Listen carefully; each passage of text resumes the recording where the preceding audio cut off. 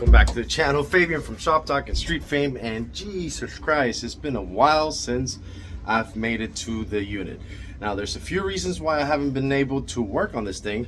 Main reason is I got a new job, so my schedule has been a little bit all over the place, working long hours. Not just that, my days off, which actually today is my first day off that I've had in the past probably 3 weeks, just because I went through rigorous trainings, and then the first week Sunday was off, but I was out of town for the weekend. So either way, I got a new job, so my schedule kind of shrunk by a lot, so my free time of working on this thing has been diminished per se. Now the other reason why I haven't been able to even come at night is because I haven't found anybody to help me drop the transmission. Everything's loosed, everything is ready to be dropped down. The transmission is currently, as you saw in the intro, sitting on the jack stands, on the actual jack, and I can't take it down because this is what happened. So when I went out testing out at the boat ramp, everything went well, beautiful, but I started hearing a big rattle noise coming from the transmission back part of the engine, and obviously that got me worried. Came back here, my heart sunk because I thought, damn, I just broke the transmissions one way or another, I don't know. But after giving it a good look through, I noticed that the flex plate was just hanging loose. All the bolts backed out and they were there. Obviously my mistake when I installed it. Mistake number one, I didn't put thread lock in them. Mistake number two, I didn't torque them to specs, so I literally just ooga them, and apparently I didn't ooga them tight enough. So they were backed out, so the flex plate was just, rattling inside. It was being held by the torque converter, so luckily no damages, everything's fine. But it was a mission kind of getting this little ARP bolts. Now, because of the simple fact that they backed out, and I don't know the conditions of them because I never took it out, so I just decided to actually just get new ARP bolts for my flex plate. Now these little things are not cheap. They're $90, okay? The reason behind their $90 is because they are actually custom made for FTI for their flex plate kit for the LS engines. So you can't just buy this ARPs. They don't keep them in stock, so they have to make them and send them out to you if you want to purchase them. It was an $80 plus $10 shipping. Thankfully, my good friends at ATF, they hooked me up with getting them. They had a plate kit in stock, so they measured them and they asked ARP, hey, listen, I don't see this in the catalog. Do you guys have them? He's like, oh no, we'll just cut them out for you and send them over. They did that, we got them. Now, as far from that, I can't take the transmission out by myself because of the simple fact that the flex plate is essentially completely loose. It's backing out with the torque converter, and the torque converter, I don't know, it's kind of stuck on the transmission. So as soon as I remove that, I have a feeling that the flex plate and the torque converter are just gonna fall on the floor.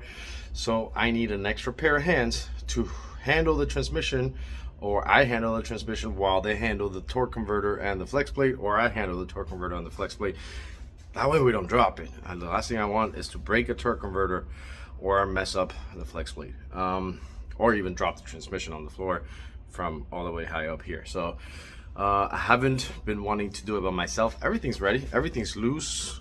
The transmission is literally just sitting on the jack stand.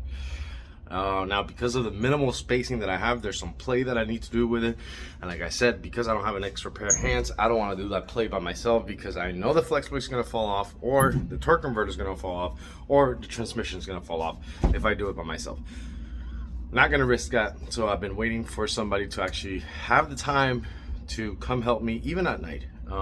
Unfortunately, my days off is Thursdays and Sundays. Sundays I take it for the family.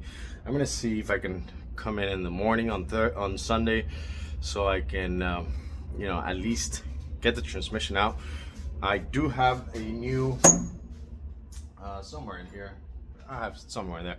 I have a brand new rear main seal because I did notice a little bit of an oil leak coming from the block. So I know, I'm figuring it has to be the rear main seal because that's what's sitting behind the torque converter on the flex plate. It makes sense that that would have gone out because of all the shattering and the rattling and all that. So that is the update for this. I went ahead and I already got my new wastegate springs on it. I got my MAC valve for the boost controller. It's wired up to my Haltech ECU. The wastegates are actually already with the springs on them. But again, because I don't have help, right? So I went ahead and I was actually able to put one on. So let me show. So I was able to actually put one on by myself because I was able to actually just push it in with my hand like that and get the angle and like actually pressure.